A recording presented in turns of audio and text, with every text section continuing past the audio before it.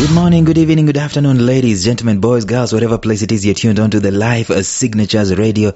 If this is the very first time that you're getting onto this show, it is a daily show, a daily podcast focusing on 3 messages. 1, purpose, 2, productivity, and 3, resilience, and anything in between those particular topics. We do deploy this by a means of series of messages and series and episodes in there. And right now we're in the middle of a series we started quite a while back. We're talking about the spirit, the importance of spirit in an organization, or the importance of injecting spirit in your craft. And right now we've been dealing with the 10 signs that the spirit within your organization has been suffering or is suffering, and those signs you should use them to determine and to do some investigations to get to the bottom of it.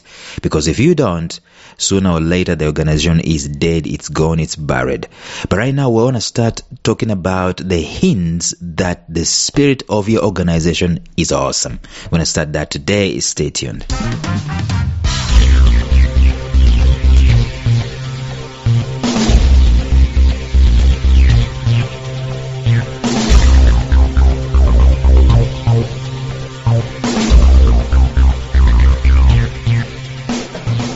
Welcome to the Life Signatures podcast with Lawrence Namale.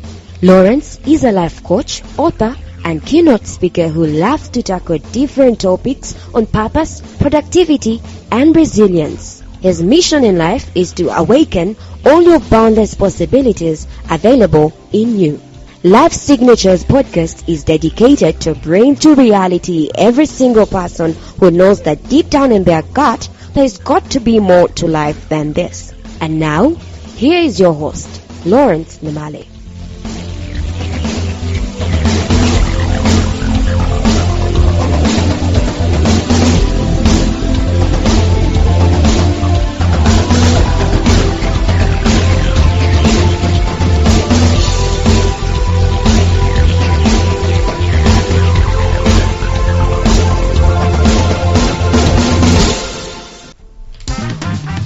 Very many years ago, when I was growing up, I'm still growing up, I attended a Christian function.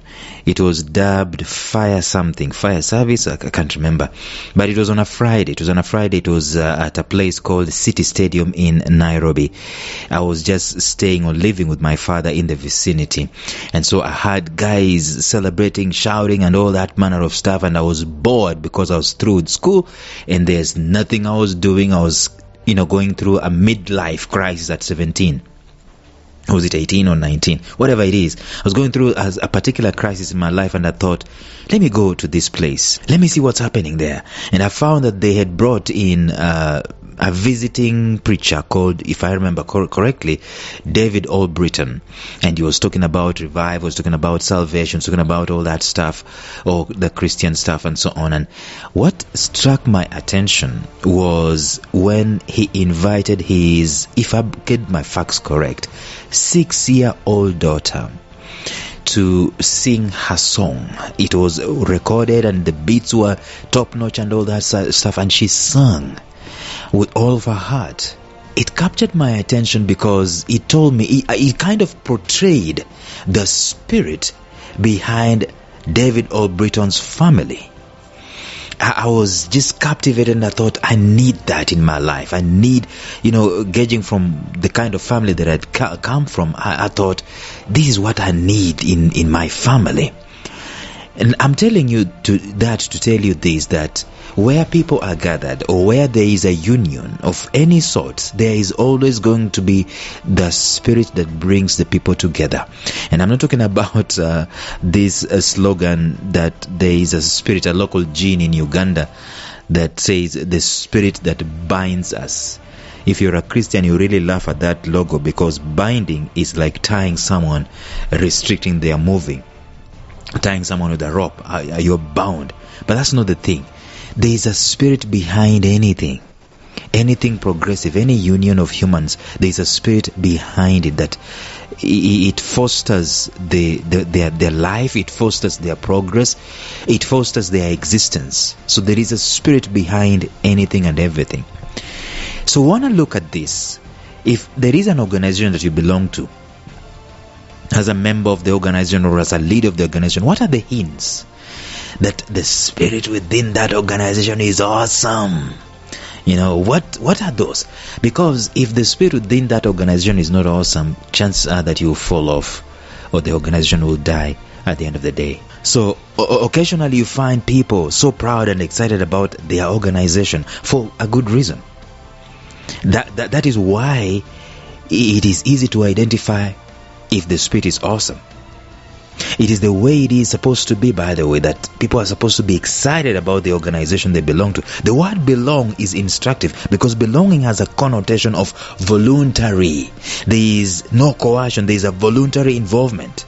And I can tell you from the get-go that belonging is an intangible and yet such a powerful thing that is brought about by connection of spirit or connection to spirit. I belong to this particular organization because I'm connected to it. If you can say that voluntarily, you're connected to the spirit of the organization. Therefore, can you in all possibility say, I belong to this or I belong to that, if there is no charitable intention from your end? The answer is no. It is easy, though, to say things such as, I work for this organization, I go to this school, I am a manager at this organization. See, the vein in those statements is that you're saying there is no belonging, there is no connection, basically. It's obligatory. That's the thing. It's obligatory. And I think that the worst thing we can see in organization is them having people that do not, quote unquote, belong.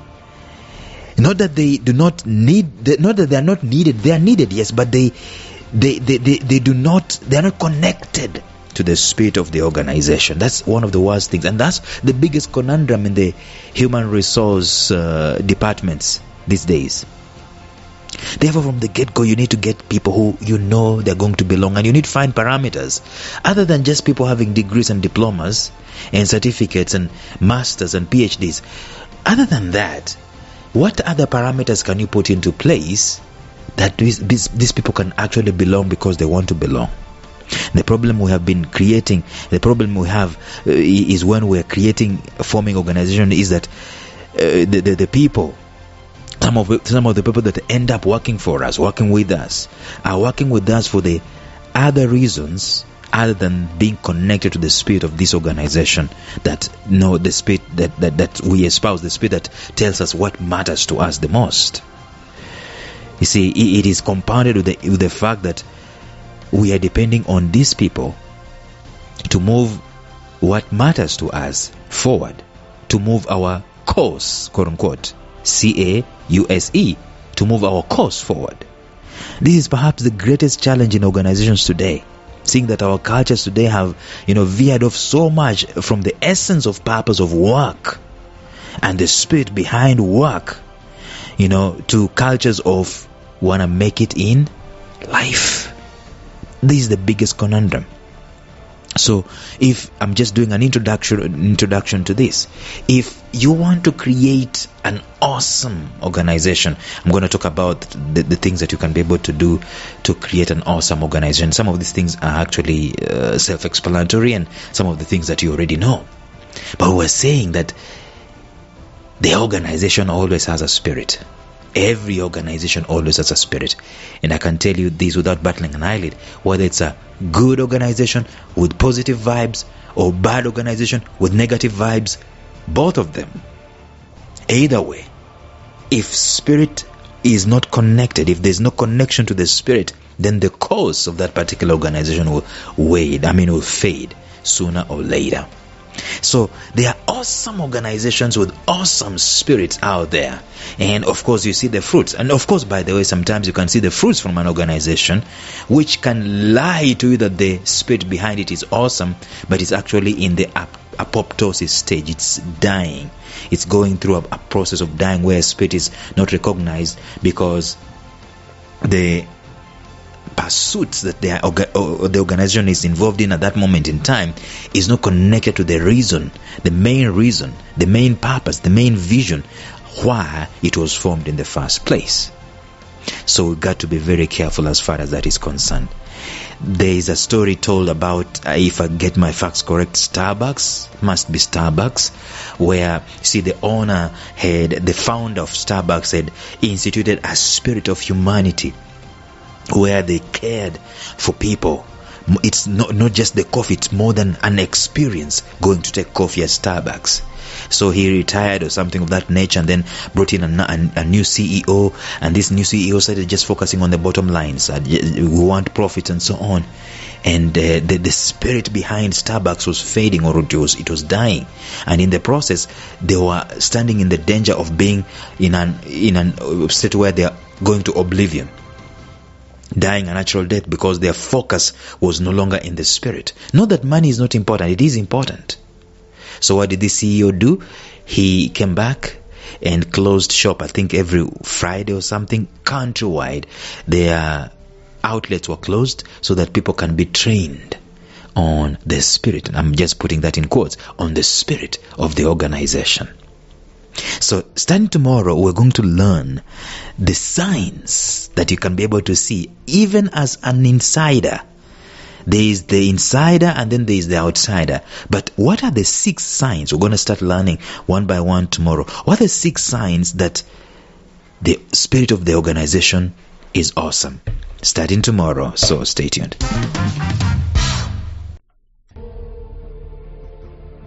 Thank you for listening to Life Signatures Radio. If you enjoyed today's show, subscribe to Life Signatures Radio on iTunes, Stitcher, or visit our website at lifesignatures.libsyn.com. Life Signatures Radio, fresh, clean, and inspiring.